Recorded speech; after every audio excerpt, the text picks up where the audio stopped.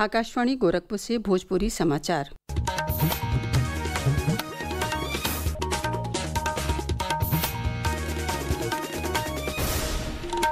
नमस्कार।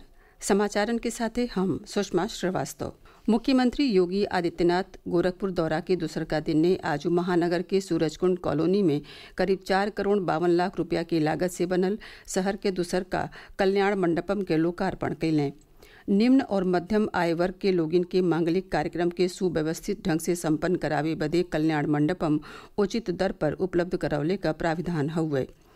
ए मौका पर अपने संबोधन में मुख्यमंत्री कहलें कि गोरखपुर नगर निगम कल्याण मंडपम का पहल करे वाला प्रदेश के पहला नगर निगम हुए।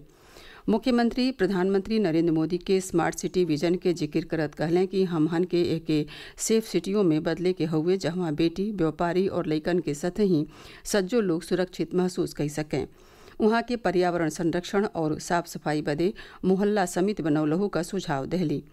मुख्यमंत्री घोषणा कैलें कि नगर निगम की ओर से प्रस्तावित 75 बेड का working women hostel Lokmata Ahilyabai Holkar के नाव पर बनी।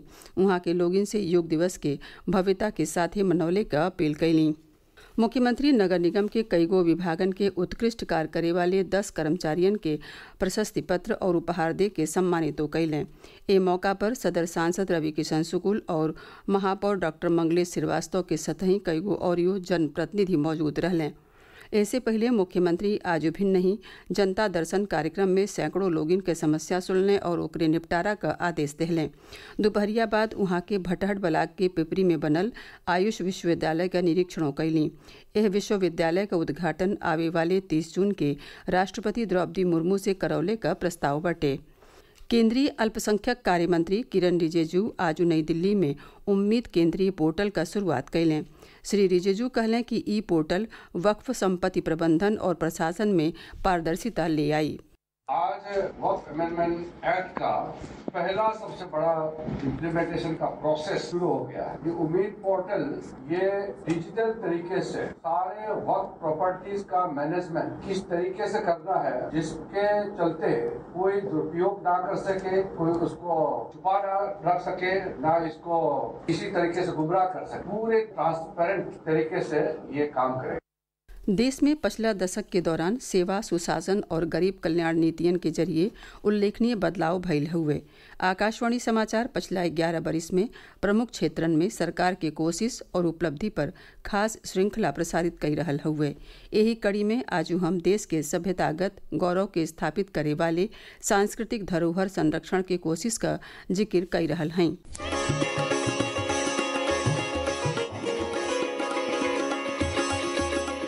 भारत की सांस्कृतिक यात्रा का पिछले 1 दशक में चहुमुखी विस्तार हुआ है। हम्पी के कालातीत मंदिरों से लेकर शास्त्रीय संगीत और नृत्य की जीवंत परंपराओं तक सरकार ने मूर्त और अमूर्त दोनों विरासतों को नई ऊर्जा दी है। अयोध्या में राम मंदिर आस्था और राष्ट्रीय एकता के प्रतीक के रूप में स्थापित है। वहीं वाराणसी में काशी विश्वनाथ धाम कॉरिडोर परियोजना के माध्यम से प्रतिष्ठित काशी विश्वनाथ मंदिर को गंगा नदी से सीधे जोड़कर तीर्थ यात्रियों के अनुभव को सुखद बनाया है। उज्जैन में महाकाल लोक परियोजना को विश्व स्तरीय सुविधाएं और आध्यात्मिक माहौल प्रदान करने के लिए शुरू किया गया। दूसरी ओर हिमालय में केदारनाथ और बद्रीनाथ धाम के पुनर्विकास के माध्यम से इन पवित्र मंदिरों में जाने वाले तीर्थयात्रियों के लिए बुनियादी ढांचे और सुरक्षा को मजबूत किया गया है। इन प्रयासों को आगे बढ़ाते हुए हृदय योजना के जरिए 12 विरासत शहरों को विकसित करने पर ध्यान केंद्रित किया गया है। भारत विदेशों से 350 से अधिक मूर्तियों और कलाकृतियों को सफलतापूर्वक वापस लाया है।